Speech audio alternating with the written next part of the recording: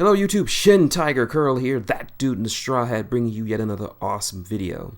And this one is going to be a bit different than what I've been doing for the last couple of months. You see, if you haven't already guessed by now, I am a big One Piece fan. I read the manga, I watch the anime, both the dub and the sub. I'm not a snob like some of these other weeboos out there.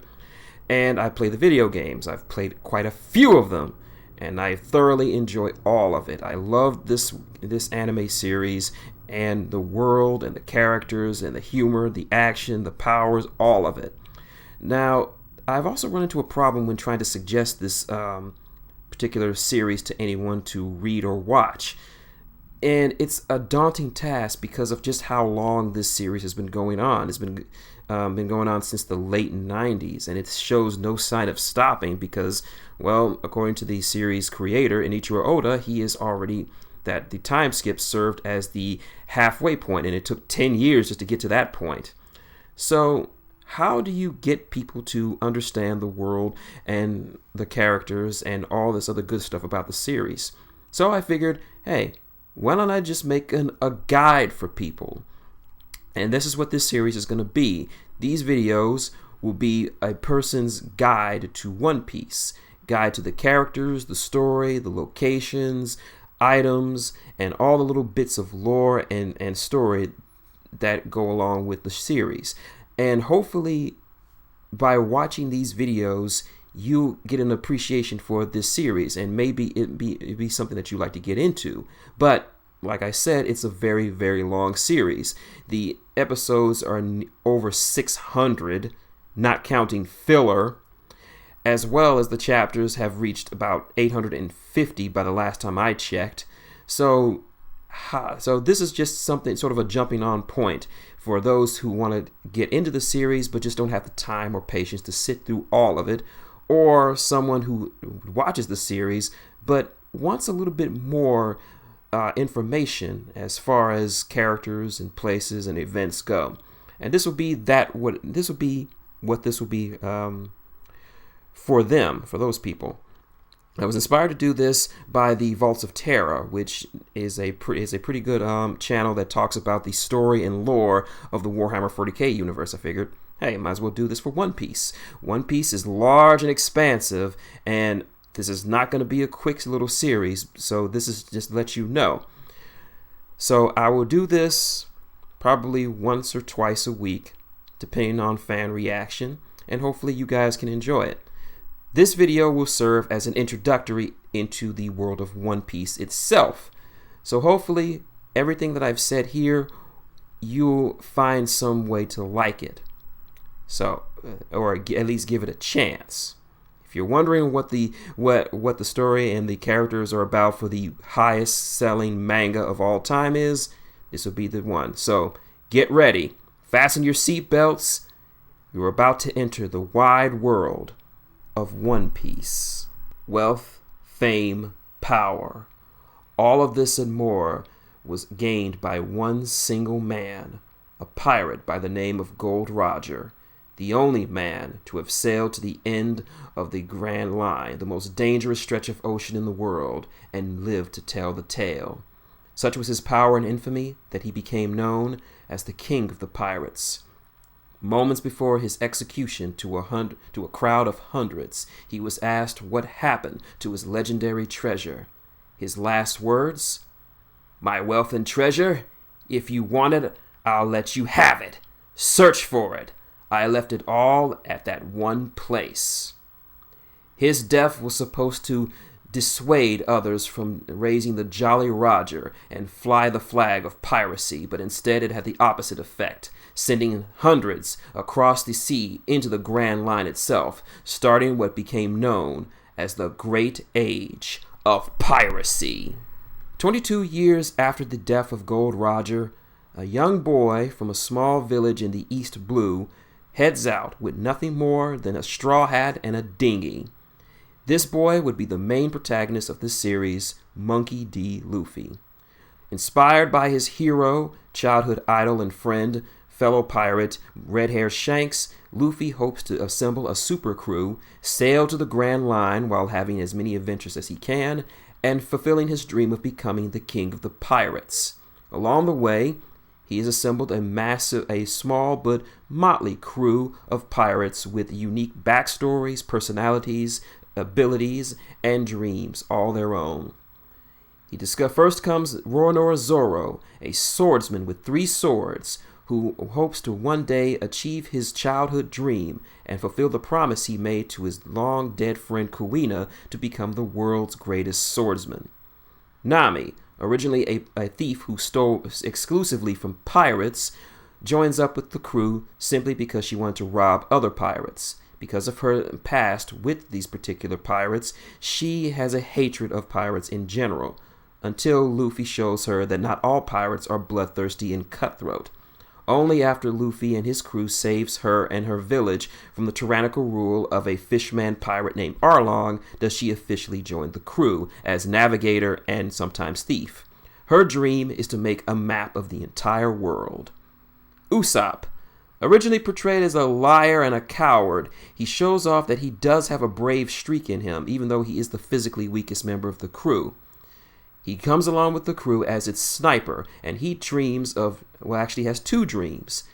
Becoming a brave warrior of the sea, like his father, who is a famous pirate in and of himself, and to visit the island of Elblaf, ancestral home of the giants. Sanji, a sous chef for the seagoing restaurant Barati, originally wasn't going to join the crew as he felt beholden to the owner of Barati and his mentor Zaref. It was only after his prodding that Sanji joined the Straw Hats as its chef. His dream is to find All Blue, an ocean that is said to have all the fish in all of the seas around the world. Tony Chopper, the smallest and youngest member of the crew, who's not even human. You see, he ate a devil fruit that allowed him to take on the form of a human as well as gain human intelligence and speech. Originally mistrusting of humans in general because they viewed him as a monster, he saw what pirates were really like after seeing the brave antics of Straw Hat Luffy and his crew, eventually joining the crew as the ship's doctor. He hopes to gain more experience and achieve his own dream of becoming a world-renowned doctor who can cure any disease. Nico Robin, a former enemy of the Straw Hat Pirates, who, after the incident at Alabaster, joins up because she had nothing better to do. Her own tragic past made her incapable of making long-standing bonds with people, but after nearly sacrificing herself to save the crew, she was moved to tears by their willingness to do whatever it takes to get her back. And eventually, she joins the crew as its archaeologist.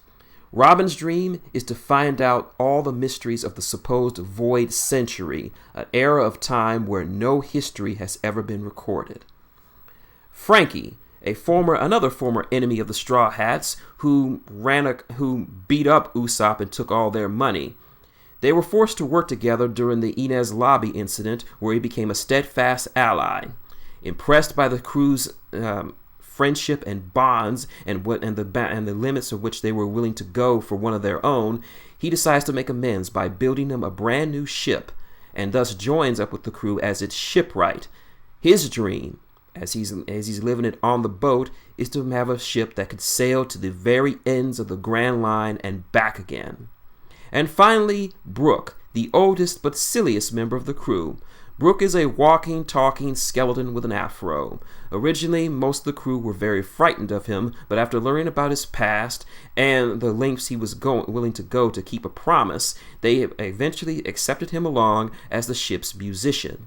Brook's dream is to return to the Cape of Twin Peaks, to reunite with his friend who had been waiting for him for over 50 years. The world of One Piece itself is vast, mysterious, and open-ended that anything can happen. It is not only home to humans, but other races, such as dwarves, giants, fishmen, which are a race of hybrid human fish-like creatures, similar to mermen and mermaids, and minks, a race of humanoid animals that live on the back of a giant 2,000-year-old elephant. The world is covered by two vast oceans, which are divided in half by a massive mountain range called the Red Line, which serves as the only continent in the entire world. The main story mostly takes place on the Grand Line, also known as the Graveyard of Pirates. It is a sea that runs perpendicular to the Red Line, which further divides the world's seas into four distinct seas, also known as blues: north, east, west, and south. Surrounding the Grand Line, as you can see on the screen, are two regions called the calm belts. As the name suggests, these areas are places where there is no wind and ocean currents come to a dead stop, making travel along these areas very, very dangerous. And if that wasn't enough, the calm belts are also the breeding grounds for the sea kings, giant sea monsters that are highly territorial and known for their vicious tempers to sink boats that come anywhere near their territories. Because of this, the calm belt serves as an effective barrier for those trying to just straight up enter the Grand Line. However, naval ships and members of the world government are able to use special ships to mask their presence from the Sea Kings and can simply just pass through unmolested. All other ships wishing to enter the Grand Line are forced to take a more dangerous route by going up a mountain. That's right, you heard me. They have to sail up a mountain. How is this possible? You see, the intersection between the Grand Line and the Red Line, there exists a canal system called Reverse Mountain. Seawater from all four seas runs through this area at such a high rate of speed that it actually causes the water to flow upwards into this canal system. Seawater from all four seas run up the mountain, merge at the top, and flow down the canal into the first half of the Grand Line. The second half of the Grand Line, beyond the second intersection of the Red Line, is known as the New World. Now, as for currents and weather in the Grand Line, what they say is true. Anything can happen here.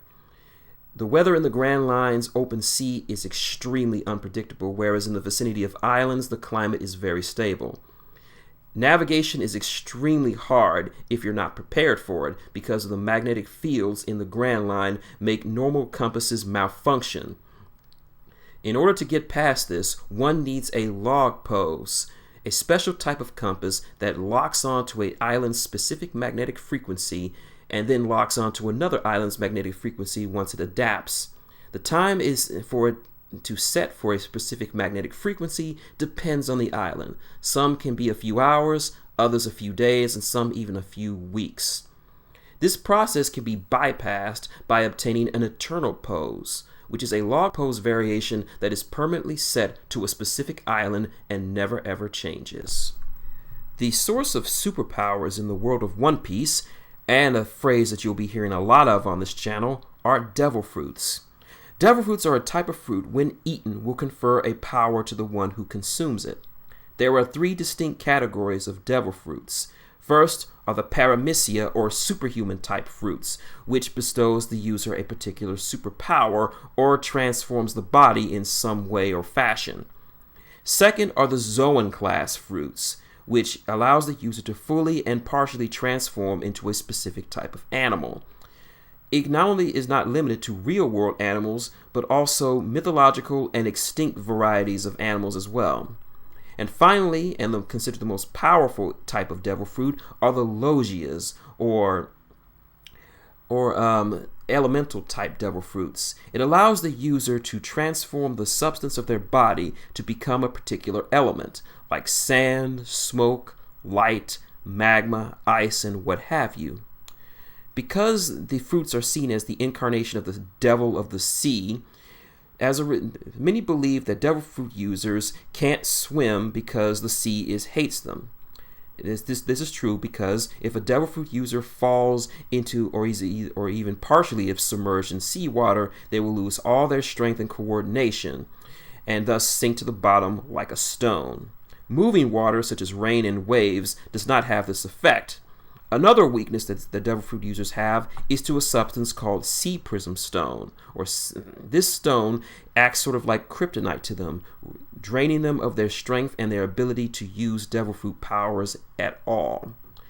When a devil fruit user dies, the power is then reincarnated into a new devil fruit, but there can only be one specific type for one specific type of one particular fruit that exists ever. So there are no copies that exists.